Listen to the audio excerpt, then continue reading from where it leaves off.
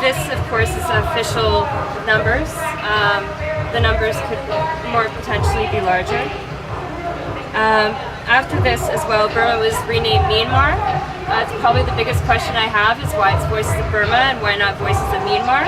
The military renamed it Myanmar, and a lot of activists reclaim Burma as the proper name of the country.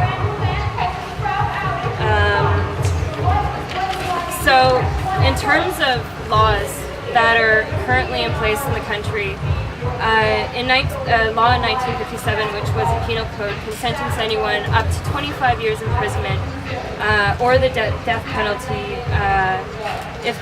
if you're charged with treason. And the military has the authority basically to define what treason is. And they've used it to suppress media, activists, saying that they're threatening the state of Burma, that it threatens the sovereignty of the country, and a lot of people are still put in prison because of this one particular law. But again, you don't need laws to suppress people. The military practices forced labor.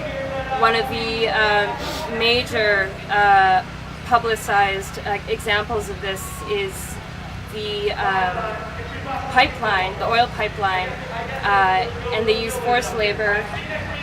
The companies that are involved, one of them is Unical, and it actually went to court, and the people who were forced into labor actually, they settled. I'm not sure of what how much money they received, but a documentary that was just published said that, you know, it's still happening. It's really silenced. There is also displacement. Villages are burned down. They're forced into military-run villages. And that limits the communication between other villages. There's also the issue of child soldiers.